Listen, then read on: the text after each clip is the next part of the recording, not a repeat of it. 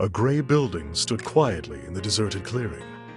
Lucien's footsteps crunched lightly on the snow as he walked towards the previous site of the Bioscience Research Center.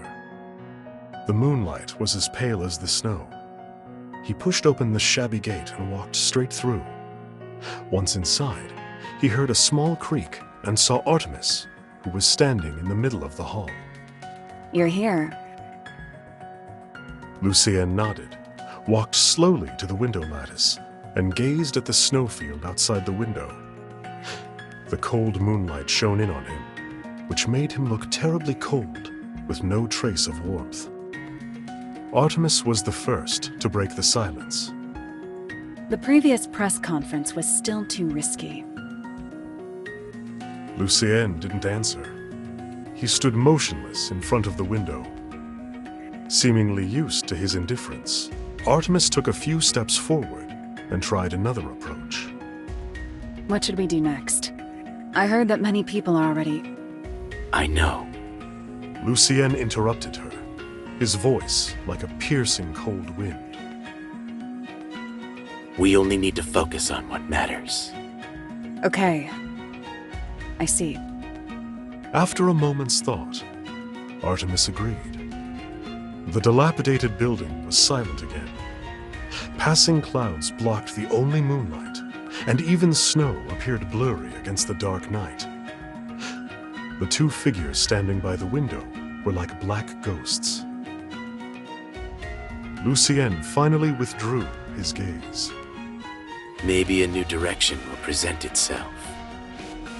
A new direction. You mean...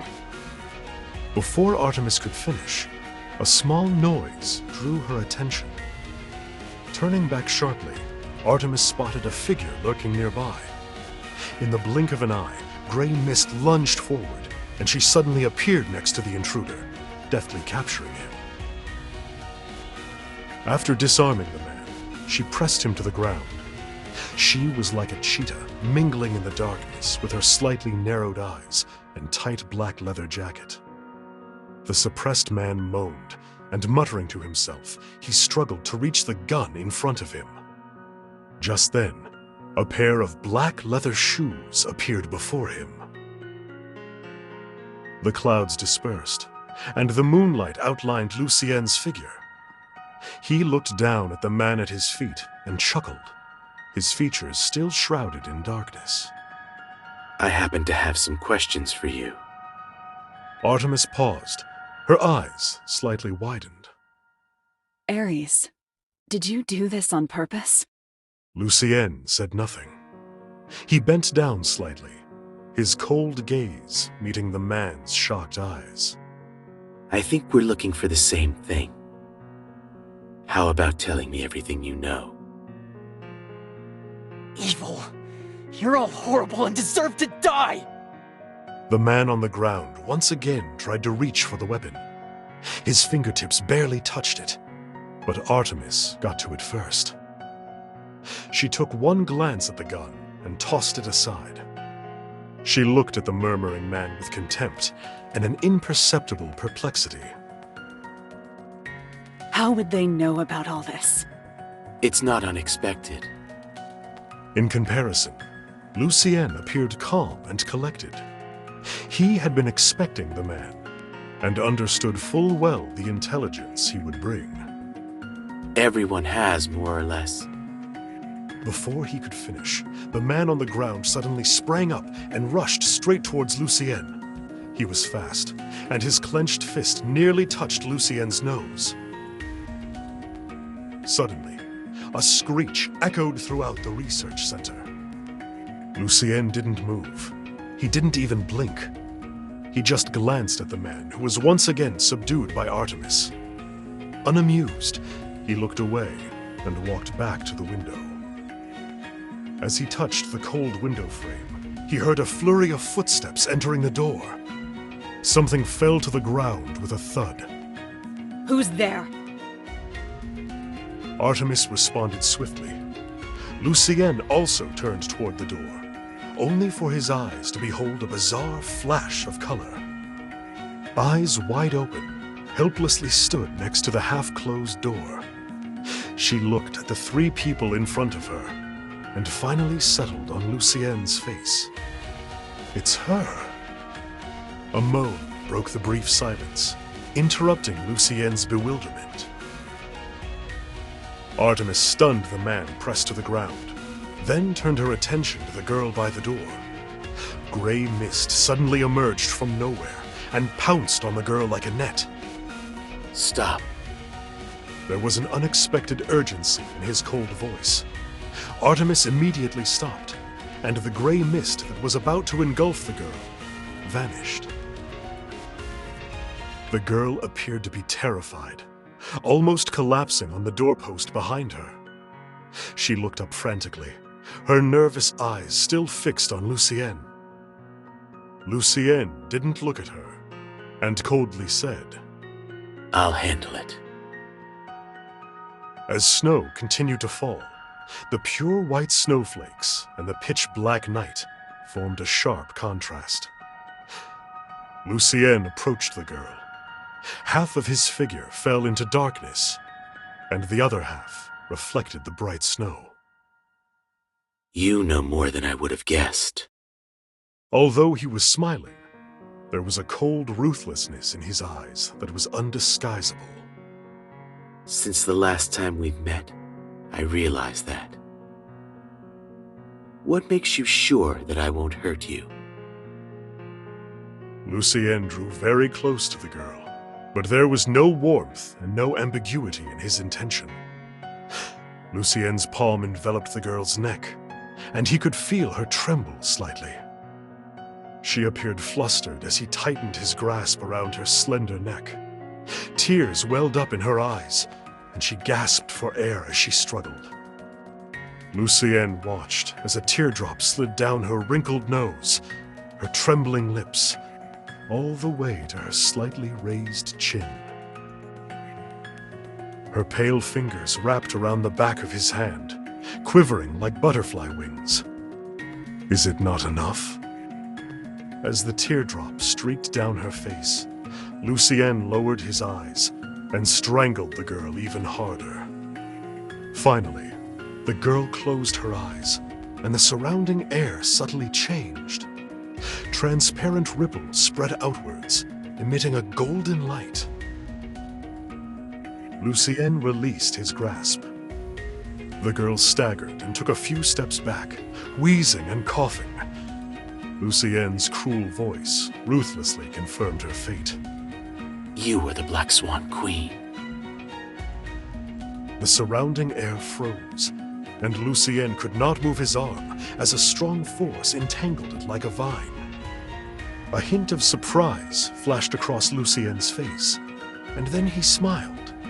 Of course he knew where this power came from. I didn't think you could get that far. I didn't know I was able to until today. The girl clenched her fist stubbornly, but her hoarse voice betrayed her fear and apprehension.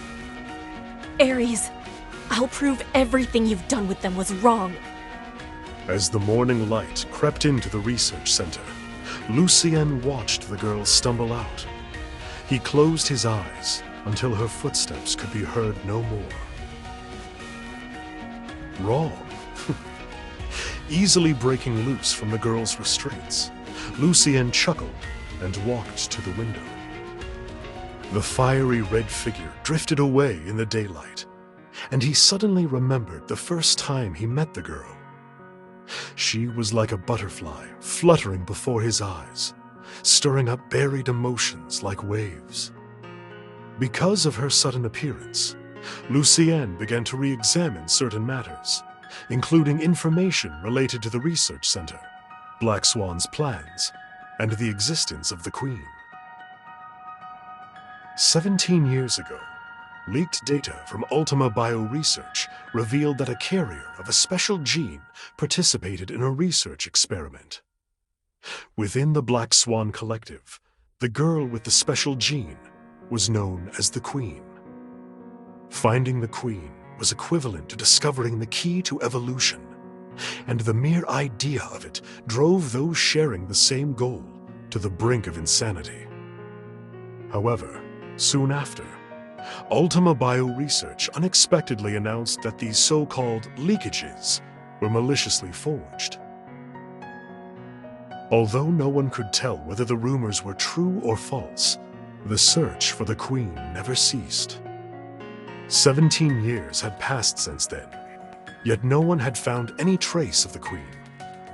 Her existence was gradually regarded as a myth, and Black Swan had also begun to look into new plans for evolution. As one of the most important participants of the new plan, Lucien clearly understood what the Queen's appearance meant. First and foremost, it meant a shortcut. Lucien blinked. His world reverted back into darkness and silence, except for the stroke of vivid color that remained in his heart. The Pioneer's creation.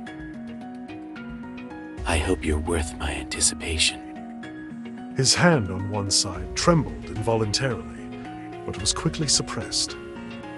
It won't be long. He whispered, not knowing if his words were meant for himself or someone else. That night, Lucien had a rare dream. The camphor tree, the blood rain, and the laboratory, all in black and white. The alternating images flashed through like an old TV, repeatedly playing stories long buried. It was very clear to Lucien that those stories were his memories. He strolled along memory lane, examining the stories embedded in the frame, until a distinctive painting appeared before him. In this black and white world, only the background of the painting was in color. In it was a girl with a ponytail, walking towards a dazzling white light. Lucien fixed his eyes on her for a long time, until the fiery red of the maple leaves engulfed her. She was extinguished, and the only color was left in the ashes. Then, she stepped out of the fiery red. The beautiful colors on her faded, and were crushed into powder that scattered into the wind, transforming into the faint scent of gardenia. Following the fragrance, Lucien walked into the painting. The painting collapsed the moment he stepped into it. The girl looked up and ran in the opposite direction. Who is that? Is that her? Lucien tried hard to remember, but his mind was foggy. He knew that he had never seen this person before, yet the figure was so intimately familiar. His heartbeat became a bit abnormal. He lowered his eyes and wanted to turn away, but the world suddenly twisted and changed right in front of him. Old memories flashed across his mind, and bitterness began to spread to the tip of his tongue. After some time, Lucien finally felt that he had regained his consciousness. He opened his eyes and found that the ceiling had become much higher, and the complicated picture frame appeared even larger. He was shocked to find that he had gone back to his childhood. The scarf around his neck was bright red, like the figure that slowly disappeared into the firelight. He couldn't help but reach out to that figure.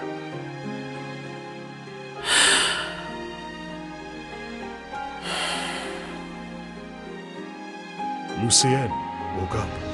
There was a low gasp in the dark room, and he raised his hands to cover his eyes. The dark space seemed to have no boundaries, and only the faint twinkling of starlight dotted the darkness. Lucien looked at the girl lying quietly in front of him. Light and shadow fell on her eyelashes, then scattered elsewhere. The thick darkness enveloped the room. The stifling atmosphere even affected the girl's dream, and her breathing became a bit heavy and sporadic. She seemed to be resisting something. Her lips moved slightly, and her clenched fists waved around unconsciously. That's... Slightly squinting, Lucien moved closer, and he finally saw what was in the girl's hand. It was a small, black, pyramid-shaped box. The girl grasped it tightly, and it took Lucien some effort to loosen her grip. Under the faint light, he carefully examined the black box, then squeezed it tightly in his hand. At last! A murmur interrupted Lucien's thoughts, and he looked over at the girl. Her brows were furrowed, and she was trembling uncontrollably. She seemed to have fallen into a deeper nightmare. Shivering, she was like a falling autumn leaf. He suddenly remembered the previous dream.